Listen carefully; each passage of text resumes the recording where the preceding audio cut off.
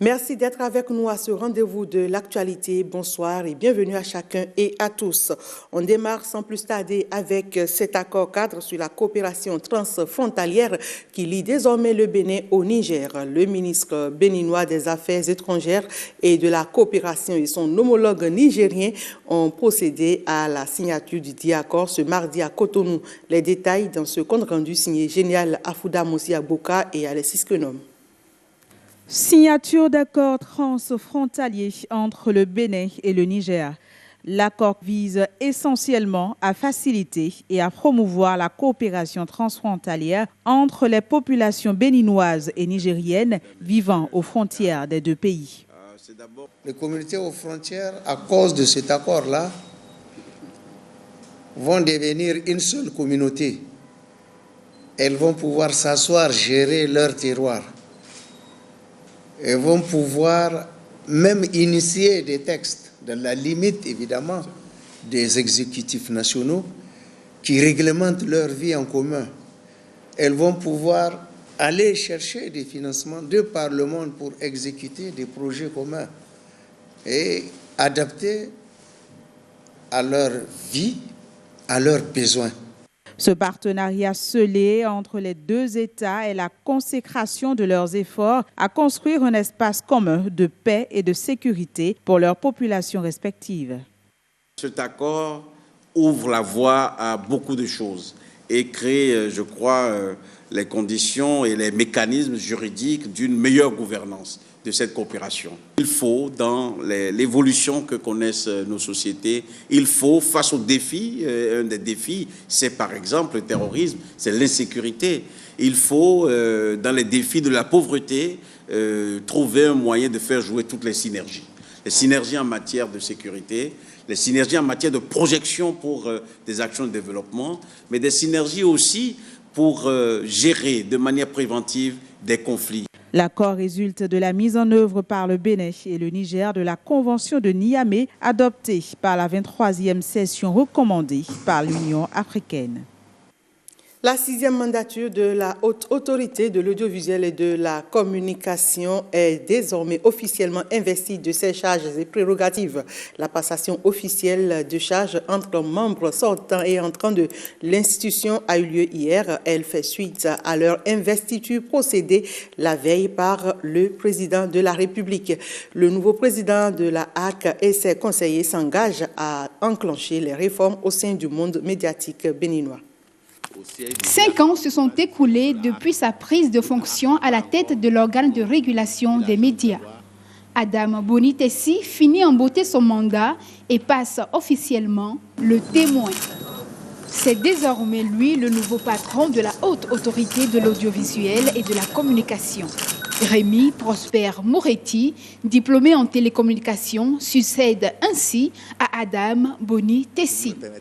À la tête d'une équipe de 8 conseillers, le nouvel entrant promet œuvrer pour un traitement juste et professionnel de l'information, également pour un accès équitable des citoyens aux services publics. Nous voulons continuer à travailler avec une presse libre, professionnelle, au service de la nation. Et pour le faire, nous sommes ouverts au principe de la gouvernance concertée du chef de l'État. Mais nous ne serons pas une direction ou un ministère du gouvernement. Nous allons jouer notre partition dans le respect de la loi, dans le respect de nos prérogatives. Conscients de l'importante mission qui leur incombe, c'est-à-dire réguler le travail des médias, presse écrite, radios et télévisions, les conseillers de la HAC comptent mettre tout en œuvre pour assainir le monde médiatique en pleine mutation à l'ère du numérique. Nous sommes disposés, comme vous le constatez, à jouer notre partition afin que l'institution qu'est la HAC puisse garantir la liberté de presse, la protéger, voire même la promouvoir. Nous allons nous efforcer à amener les partenaires que vous êtes à concilier cette liberté de presse avec la responsabilité. Nous veillerons à ce que toutes les décisions que nous allons prendre ici ensemble, c'est vrai, nous verrons d'horizons divers, mais nous veillerons à prendre des décisions qui restent conformes aux tests, aux lois qui nous gouvernent, la loi organique, le règlement intérieur. Nous essaierons d'appliquer ces dispositions dans l'intérêt supérieur de la corporation. Cette nouvelle mandature, la 6e, est composée de 3 femmes et 6 hommes. Ils disposent d'un mandat de 5 ans, non renouvelable. Le rehaussement du financement de la culture dans les budgets des États membres de la CEDEAO, voilà l'un des points fondamentaux sur lesquels tablent les ministres de la culture des pays membres de la communauté économique des États de l'Afrique de l'Ouest. Comment y parvenir? Quelle est la politique commune qui pourrait résoudre cette équation? Quelques éléments de réponse avec Patrick Diossou, Rebecca Dinakou et Jules Akoikou. Une politique culturelle régionale de la CEDEAO, Communauté économique des États de l'Afrique de l'Ouest. Une feuille de route, au dire des experts. C'est un instrument vraiment important parce qu'au niveau de l'énergie, au niveau de l'agriculture, au niveau sectoriel, au niveau de la CEDEAO, on a des politiques pour tous les domaines. Mais pour la culture, on n'a pas de politique. Cette politique sectorielle est une occasion pour nous de retenir les principales préoccupations, de faire en sorte qu'un plan d'action puisse être élaboré et adopté et que ça soit mis en œuvre dans l'espace de façon uniforme pour que le rêve, j'allais dire la vision de nos chefs d'État qui est celle de faire en sorte que la culture prenne sa place dans les politiques de développement puisse être une réalité. Quelle est en réalité la partition jouée par la culture dans le concert des nations? En 2005, vous avez eu l'adoption par l'UNESCO de la Convention sur la promotion de la diversité des expressions culturelles, qui a insufflé les États à adopter des politiques culturelles qui puissent faire la promotion de leur culture. Et à partir de cette adoption, la promotion de la diversité, le secteur de la culture demeure l'un des secteurs qui soit exempté au niveau de l'OMC. L'Organisation mondiale du commerce, 2 défis entonnent leur mélodie. Et ces défis les plus importants, c'est d'abord déjà l'intégration et la prise en compte de la culture dans l'élaboration et la mise en œuvre des politiques de développement de nos pays. Il y a très peu de pays qui ont élaboré un plan de développement économique et social dans lequel ils ont donné une place claire et précise à la culture. Et l'autre défi aussi, c'est la question du financement de la culture. Dans nos pays, malheureusement, il y a très peu qui utilisent 1% de leur budget pour financer la culture, ce qui est inadmissible. Admissibles sont quelques pays à l'examen de la culture pourvoyeuse de devises. Au Nigeria, en 2013, l'industrie du divertissement a contribué à 8,2% du PIB. Avec Nollywood, ça a insufflé et ça a boosté le pays pour garder de façon constante la première place économique au niveau du continent. Vous prenez le Burkina, où une étude réalisée en 2012 a permis de 2,4% du PIB. Au Mali également, une autre étude a été réalisée et c'est dans l'ordre de 2%. Des pourcentages nationaux bientôt rehaussés quand le courage régional mettra en synergie les énergies pour une même symphonie. Restons dans le cadre de la CEDEAO pour voir cet atelier, l'épilogue de cet atelier est dénommé Parole aux enfants d'Afrique, une initiative du mouvement africain des enfants et jeunes travailleurs qui a réuni différents acteurs qui contribuent à la protection de l'enfant. L'atelier s'est déroulé à l'Infosec à Cotonou. La protection des enfants, le sujet est toujours d'actualité. La CEDEAO s'y penche également. Durant 2 jours, les délégations des pays membres de l'espace CEDEAO se sont appropriées le cadre stratégique pour la protection des enfants au cours d'un atelier dénommé « Parole aux enfants d'Afrique ». C'est un document de référence qui a été validé par nos chefs d'État de la communauté économique des États de l'Afrique de l'Ouest depuis il y a quelques années, dans le but effectivement d'assurer la protection des enfants dans notre espace. Cette formation aura été bénéfique pour ces acteurs du domaine social. Pour les prochaines années, leurs actions seront axées sur 5 priorités.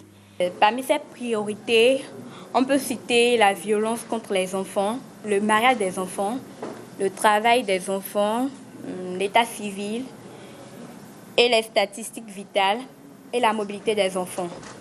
Et autour de cette 5 priorités, on a eu à parler des stratégies mises en œuvre par le cadre stratégique de la CEDEAO, selon chaque priorité.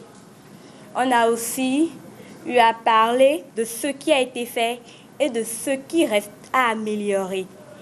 5 priorités, c'est aussi la réflexion sur la nouvelle approche de travail en matière de protection de l'enfant, que nous appelons l'approche systémique.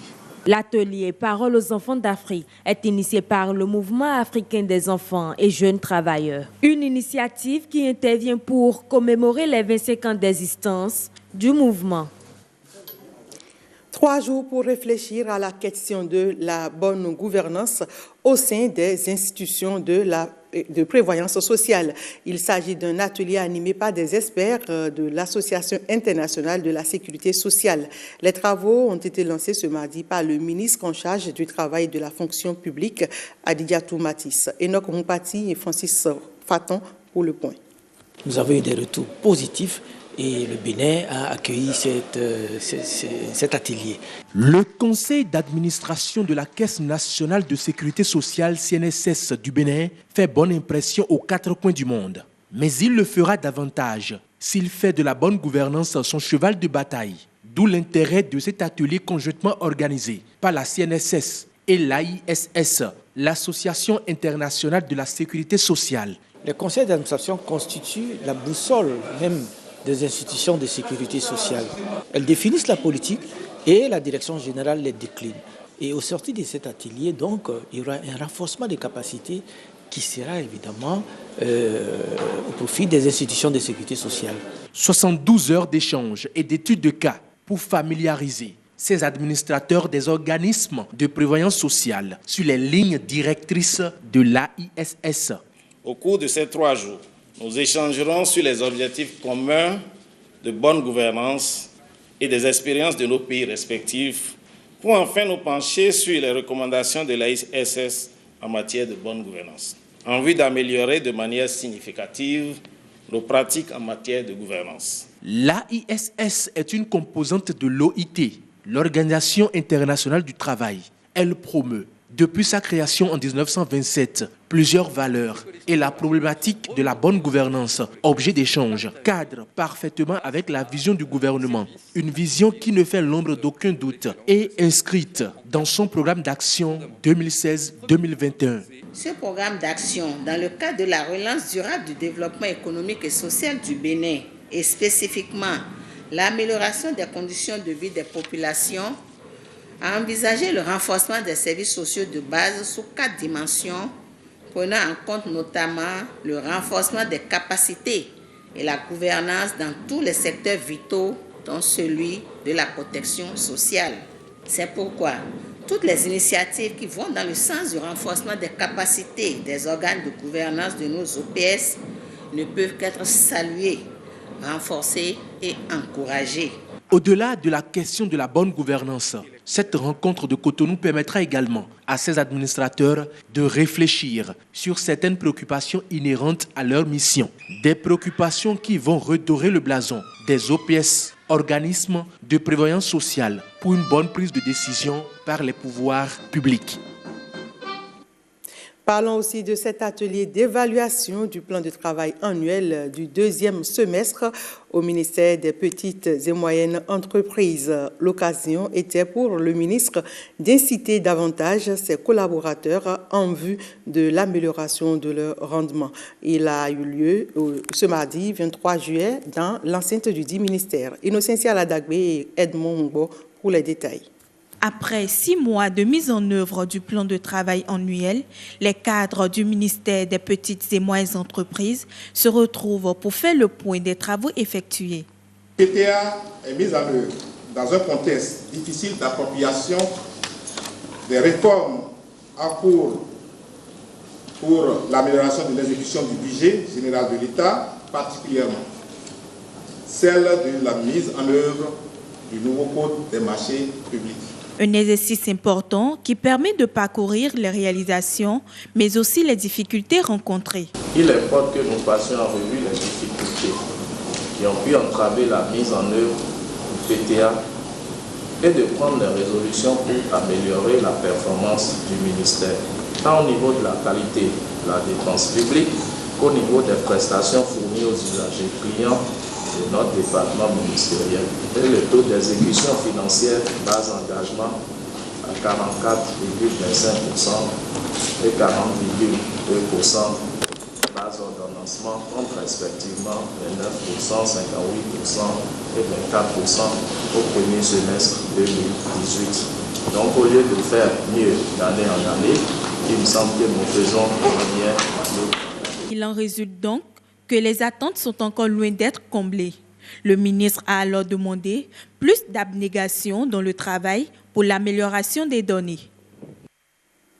Semaine panafricaine de lutte contre les hépatites B et C. L'événement a lieu dans 54 pays africains.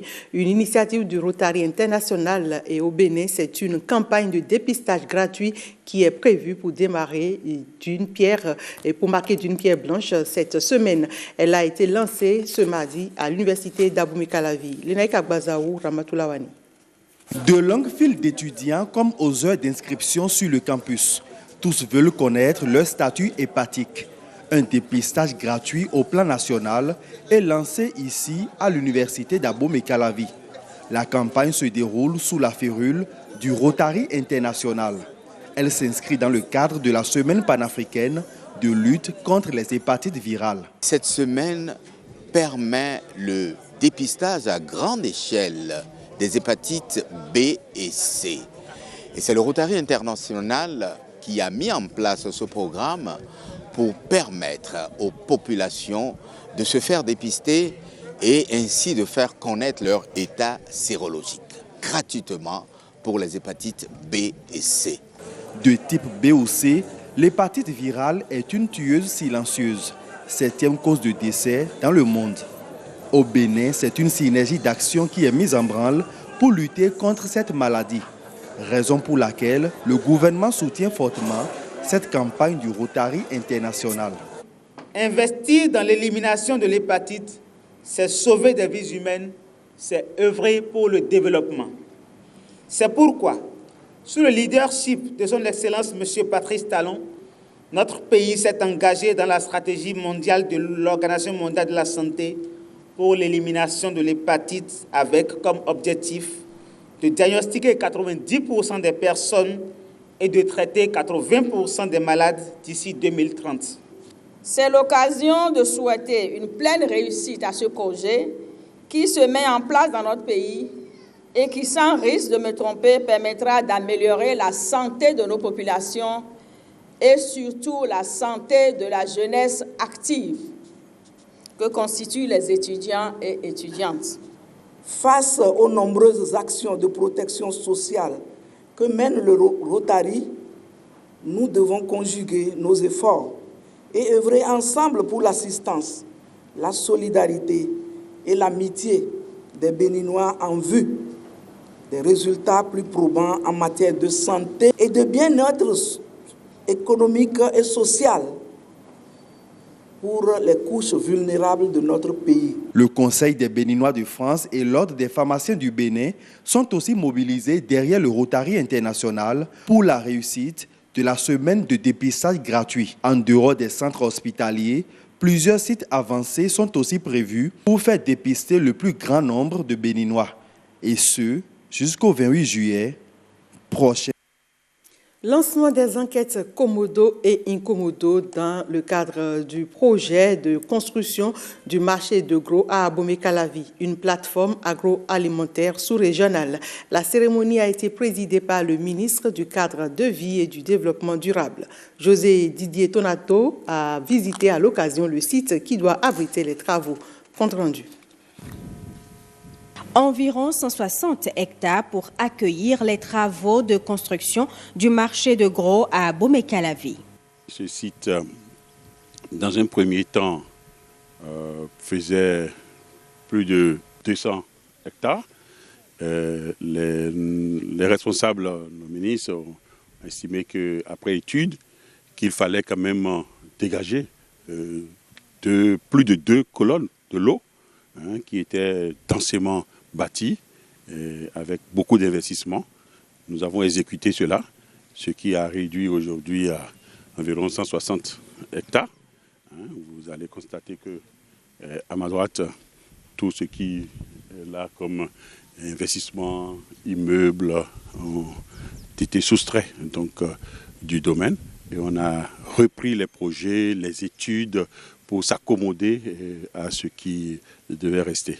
Voilà, donc c'est ce qui d'ailleurs a conduit l'autorité préfectorale à reprendre les déclarations d'utilité publique et tout pour rester donc conforme au site définitivement retenu. L'ambition du gouvernement à travers ce projet est de faire de ce marché une plateforme agroalimentaire sous-régionale. Parce que ça va comporter un marché de gros, ça va comporter également une chaîne de froid et un pôle viande dans sa totalité. Donc il y a une emprise qui avait été identifiée, il y a une déclaration d'utilité publique qui a été faite. C'est le lancement officiel de cette procédure d'enquête Commodo-Incommodo sur ce site-là qui commence aujourd'hui. Nous en avons profité pour faire une reconnaissance du terrain. Donc maintenant, nous sommes à l'étape où nous allons prendre en compte les préoccupations des populations. Cette visite de terrain a aussi été une occasion pour le maire d'Abomey-Calavi de rassurer la population. Nous avons en face de nous un gouvernement qui fait ce qu'il dit. Nous avons jugé bon avec notre population d'accompagner le gouvernement. Donc c'est clair que les zones qui sont déclarées d'utilité publique feront nécessairement l'objet d'accompagnement, de dédommagement de la population. Je voudrais rassurer la population et leur rappeler que le dossier Maria Gleta a connu plus de 2,5 milliards de dédommagement aux présumés propriétaires terriens, 3,7 milliards de mesures d'accompagnement. Les enquêtes Commodo et Incommodo relatives à la construction du marché de gros à Abomey-Calavi seront pilotées par la Commission nationale d'indemnisation des personnes affectées. Pour occuper sainement les enfants en cette période de vacances, un groupe de jeunes amoureux du football a organisé un camp d'apprentissage sur les techniques basiques du sport. Le camp est dénommé Béné Vacances Foot. L'édition 2019 a démarré le week-end écoulé. Les détails, c'est avec Blaise Adampo et Daniel Ada. Sous l'œil vigilant de plusieurs coachs, les enfants apprennent les techniques de base du football. Leur façon à eux de s'occuper pendant les vacances. La formation, c'est basé sur les touches de balle. Donc quand on dit technique, globalement, les touches de balle et les jeux dirigés surtout. L'initiative est portée par un groupe de jeunes férus du ballon rond. Les activités sportives se déroulent sur l'aire de jeu, en face de la piscine du stade général Mathieu Kérékou. Les enfants sont là les lundis, ils sont là les mercredis, pour leur séance d'entraînement. Donc nous avons pour les enfants 2 séances d'entraînement par semaine. Béné Vacances Foot pour enfants est à sa 2e édition. C'est un programme qui nous permet de révéler le talent de ces enfants, de les propulser à l'échelle nationale et internationale. Les enfants suivent plusieurs ateliers, entre autres la conduite de balle, et la précision devant les buts. Depuis que je suis là, j'apprends les conduites de balle, les passes, et j'apprends aussi à faire des tirs. J'apprends à écouter mes camarades. Tout ce que j'ai appris ici, oui, me plaît. Et à quel joueur tu aimerais ressembler? J'aimerais ressembler à Messi. On essaie de faire des séances, des ateliers pour pouvoir mieux assimiler les techniques de base. À Béné Vacances Foot, on ne joue pas seulement au ballon, on s'adonne également à d'autres jeux. Et voilà qui met un terme à cette édition. Merci mesdames, messieurs de l'avoir suivi. Bonne suite de soirée.